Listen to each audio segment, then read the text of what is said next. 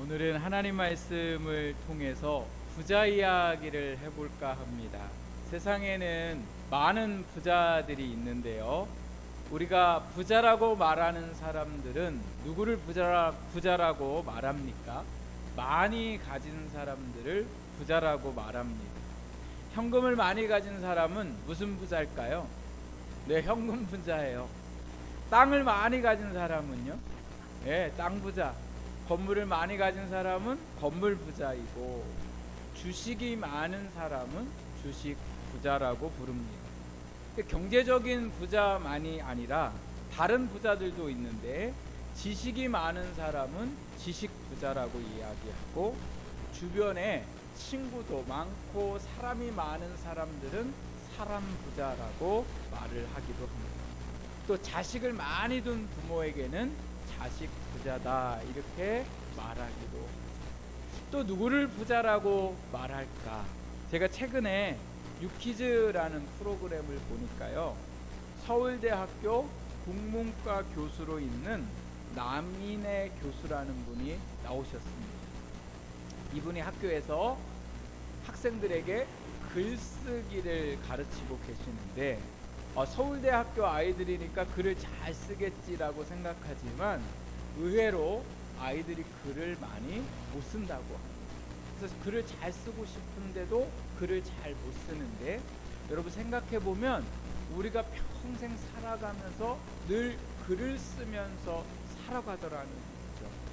어려서 학교에서 숙제를 내줄 때에 일기를 쓰는 것도 글을 쓰는 거고, 또 책을 읽고 독후감을 쓰는 것도 글을 쓰는 겁니다. 글을 쓴다는 건 내 생각을 글로 표현을 해야 하는데, 우리도 알고 있지만 글 쓰는 게 여간 어렵지가 않더라는 거예요.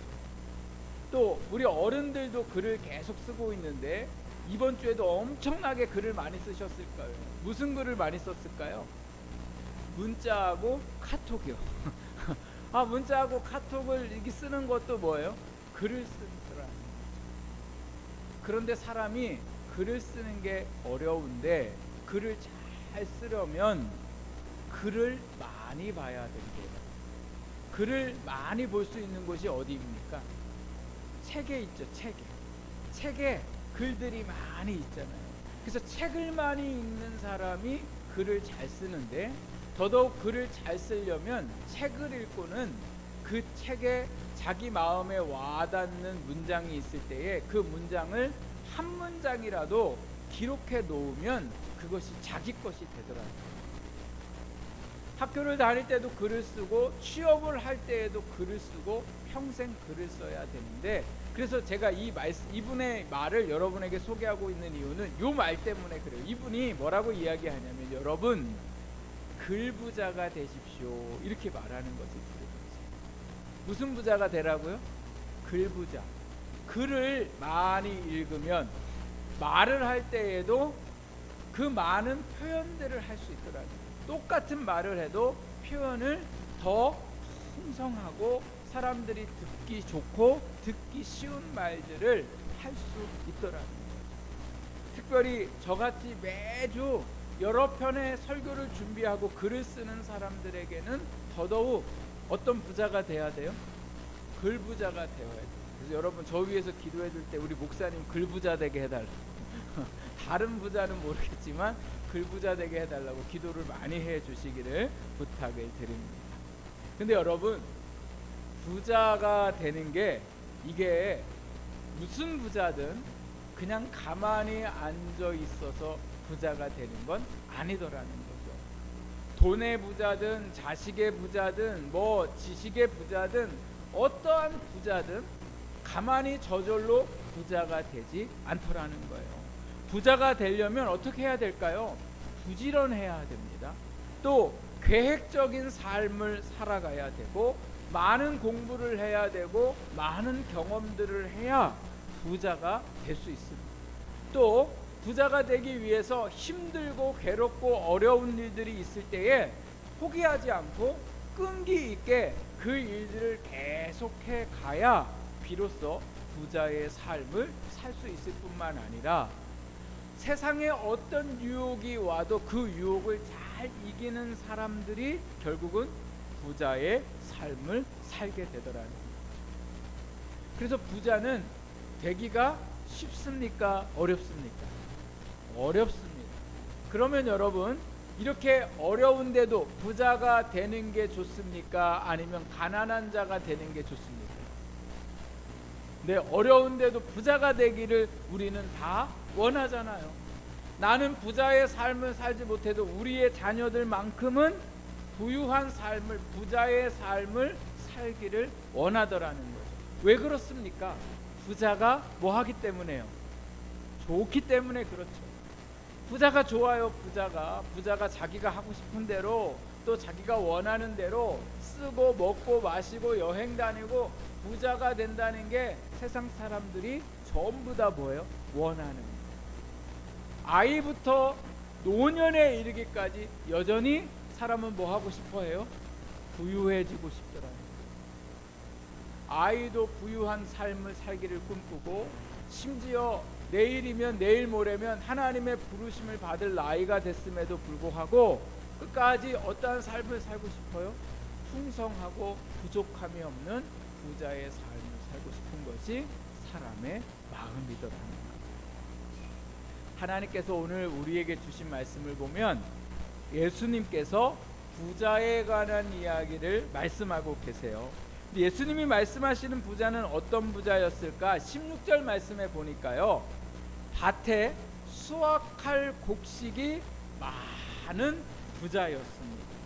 수확할 곡식이 많다는 건 농사를 다른 사람들보다 잘 지었다는 뜻이고, 여러분, 저도 농사는 안 지어봤지만 청년 때에 농촌 봉사활동을 갔다 온 적이 있어요. 3박 4일로 8월에 제가 농촌 봉사활동을 갔다 왔는데, 가서 뭐 했냐면 고추 따고 담배 따는 일을 하는데, 시간이 지금 20년이 넘게 이제 지났는데도 불구하고 아직도 그 힘들었던 기억이 있어요. 고추밭에 들어가서 그 고추 따는 게 얼마나 덥고 힘든지, 그 쪼그려 가지고 딴다는 게, 담뱃잎 따는 데는 더 못 가겠더라고요.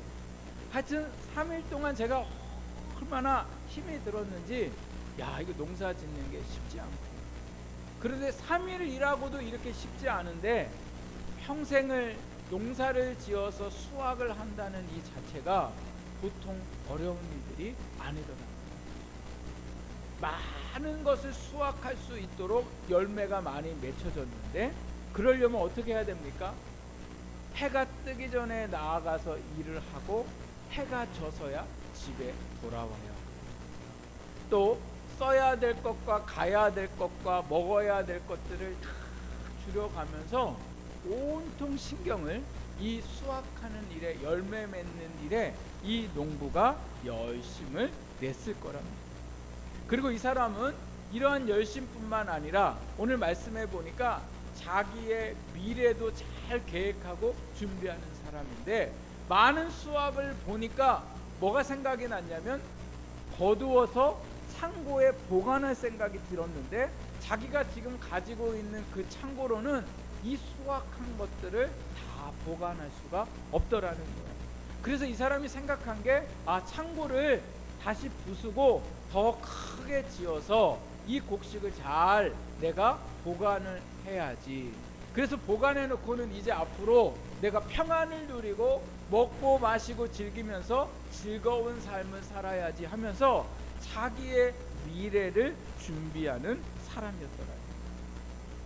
생각해보면 정말 대단하고 훌륭하고 성실한 사람. 제가 말씀을 준비하면서 생각해보니까 이런 사람들은 아마 요즘 시대였으면 6시 내 고향에 나왔을 거다, 이런 생각이 들을 정도로 아주 열심히 살았던 사람이더라고요.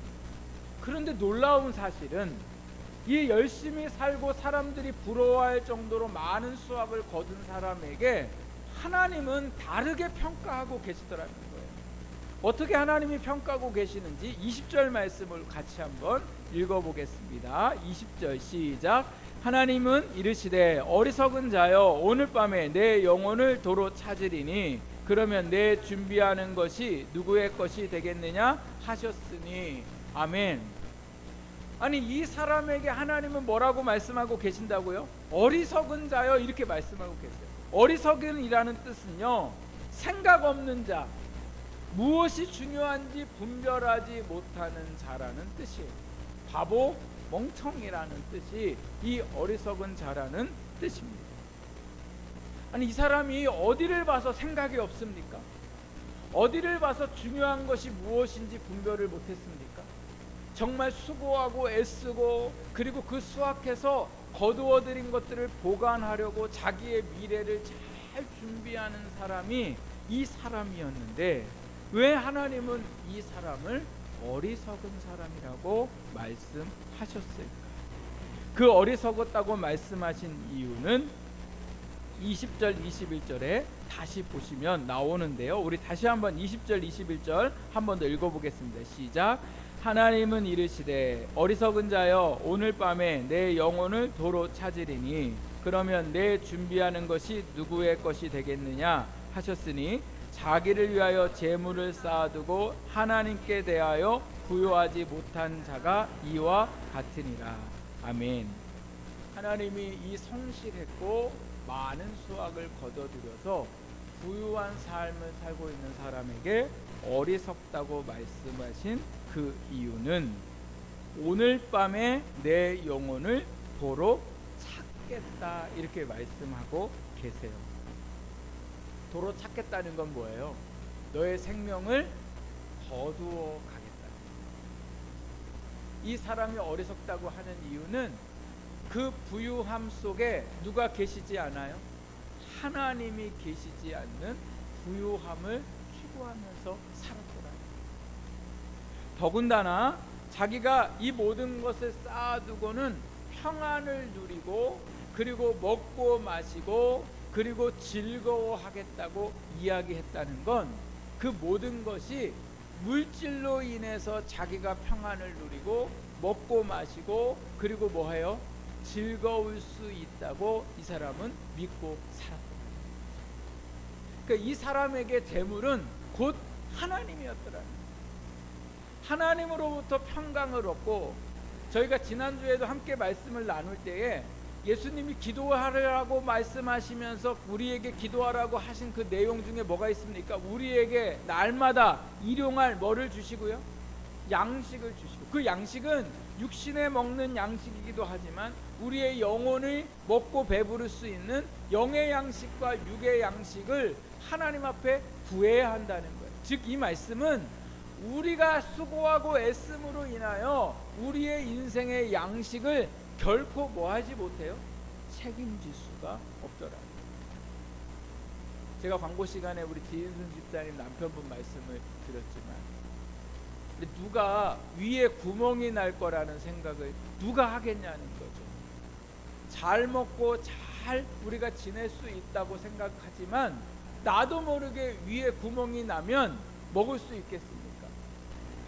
위에 구멍이 나서 제일 큰 문제는요, 위에 있는 음식물이나 위액이 이 장기에 나오면 다른 장기가 이제 문제가 생깁니다. 그래서 그것이 나오지 않도록 수술을 받기 전에 그것이 흘러나오지 않도록 얼마나 가슴을 졸였는지 알 수가 없어요. 왜냐하면 그게 나오면 더 큰 문제가 생기기 때문에. 그러니까 사람이 먹고 마시는 건 내가 물론 돈 주고 사서 먹을 수도 있지만 여러분, 먹을 수 있는 건강을 하나님이 주셔야 우리가 먹을 수 있더라. 내가 돈을 벌어서 놀러가고 어디에 여행지를 예약할 수는 있지만 하나님이 건강 주시지 않으면 놀러 갈 수 있습니까? 못 놀러 갑니까? 못 놀러 가요. 놀러 가고 싶어도 갈 수가 없더라. 모든 것이 하나님으로부터 나오는데 이 사람은 모든 것이 뭘로부터 시작된다고요? 재물로부터 시작된다고 생각합니다. 또 한 가지 이 사람이 어리석다고 이야기했던 것은 오늘 저희가 읽었던 이 말씀에 보면 여러분 17절 말씀부터 그리고 19절 말씀까지 보면 제일 많이 반복해서 나오는 말씀이 있습니다. 단어. 그게 바로 뭐냐면 17절에 내가 라는 말이 나오고 또 18절에 내가, 그리고 또 18절에 내라는 말이 3번이나 반복해서 나오면서 19절에도 뭐가 많이 나와요? 내가 내 영혼에게 이렇게 얘기합니다. 그러니까 수고하고 애쓰는 건 너무 잘한 일입니다. 부지런했고 계획적인 것도 잘한 일입니다. 그러나 문제는 뭐냐? 그 모든 수고와 애씀과 그리고 나중에 수확해서 내가 그것을 누리고 살아가는 그 모든 거의 초점이 누구에게 맞춰졌더라는 거예요. 나에게 맞춰졌어요. 나에게. 수고하고 애쓰는 그 모든 초점이 누구에게 맞춰져야 정상이냐면 하나님께 맞춰주고 그리고 이웃과 어려운 사람들에게 맞춰줘야 그게 정상적인 삶인데, 이 사람은 온통 내가 열심히 수고하고 내가 거둬서 내가 잘 먹고 잘 살고 즐거운 것에서만 관심이 있더라는 거예요. 그래서 그렇게 살다가 하나님이 부르시는 그날 하나님 앞에 가면 심판받고 생망받을 일밖에 없더라는 거예요. 아, 왜요? 내가 수고하고 내가 열심히 해가지고 내가 재밌게 살려고 하는 게 그게 내가 뭐가 큰 죄입니까? 이렇게 말할 수 있습니다. 그러나 하나님의 말씀을 모르는 사람들은 그렇게 말할 수 있어요. 하나님이 아담과 하와를 만들으셨을 때에 하나님께서 그 아담과 하와를 통해 주신 사명이 있어요. 너로 인하여 만민이 복을 받을 것이다. 내가 너에게 복 주는 것은 너로 인하여 많은 사람이 복받게 하기 위함. 하나님이 이 말씀을 노아에게도 똑같이 말씀하셨고 이 말씀을 아브라함에게도 똑같이 말씀하셨고 그리고 오늘 이 말씀을 우리에게도 똑같이 말씀하셨더라는 거예요. 세상에 많은 부자가 있는데 그 부자가 나를 위해 열심히 살고 내 즐거움과 내 평안과 내 가족과 내 자녀를 위한 성공과 부함을 추구한다면 그 모든 사람들은 다 어리석은 부자라. 하나님이 우리에게 원하시는 부자는 어떤 부자일까요? 오늘 말씀을 보니까 맨 끝에 21절에 자기를 위하여 재물을 쌓아두고 하나님께 대하여 부요하지 못한 자가 이와 같으니라 이렇게 말씀하세요. 하나님이 우리에게 원하시는 부자는 어떤 부자냐면 하나님께 대하여 부자가 되기를 원하시죠. 자기를 위한 부자가 아니라 하나님께 대한 부자. 하나님께 대한 부자는 뭐예요? 하나님이 말씀하신 대로 살아가는 부자가 되어야 한다라고 말씀하셨습니다. 오늘 예수님께서 이 부자의 이야기를 제자들과 거기에 모여 있는 사람들에게 말씀하신 이유가 있습니다. 그 이유는 오늘 말씀을 시작할 때 보면 무리 중에 한 사람이 예수님이 말씀을 마치시고 났는데 예수님에게 재판을 해달라고 말을 하면서 예수님이 이 말씀을 하셨습니다. 근데 이 무리 중에 한 사람은 어떤 사람입니까? 예수님의 말씀을 듣기 위해서 예수님을 따라다녔던 그 무리 중에 한 사람이었더라는 거예요. 오늘 말씀은 13절부터 시작이 되는데 예수님이 무리들에게 13절부터 말씀하신 게 아니라 12장 1절부터 이미 말씀하고 계셨어요. 여러 말씀들을 하셨습니다. 바리새인들의 외식을 하는 것을 주의하고 너희도 외식한 삶을 살지 말라고 말씀하셨을 뿐만 아니라 하나님께서 땅에 떨어지고 또 참새의 모든 것을 책임지시는 이런 여러의 말씀들을 하셨는데 이 말씀을 듣는 이 무리 중에 한 사람은 온통 생각이 하나님의 말씀을 듣는 것에 상관없이 뭐에만 갇혀 있었냐면 자기의 유산의 문제로, 재산의 문제로 형과의 싸움에서 재판을 해달라 이 부탁을 했더라고요. 그러면서 예수님이 이 사람에게 뭐라고 말씀하세요? 14절에 보면 누가 나와 너희의 재판장을 나를 너희의 재판장으로 물건 나누는 자로 세웠느냐 이렇게 말씀하고 계시는 것을 보게 해요.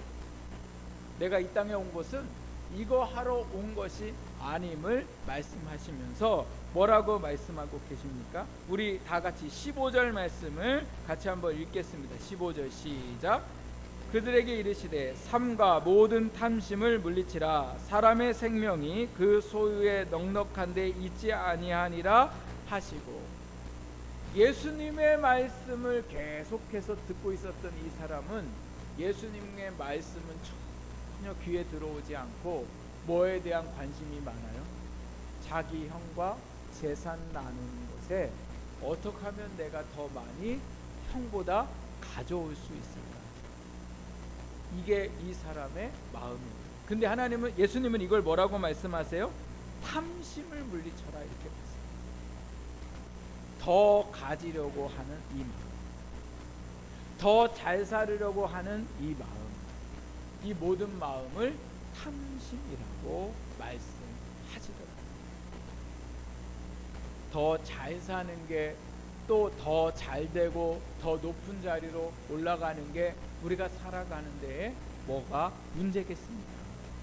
잘 살면 더 좋죠. 근데 우리가 잘 살려고 하는 그 목적이 나를 위해 살아가려고 하는 거라면 그것만큼 어리석은 일이 없더라.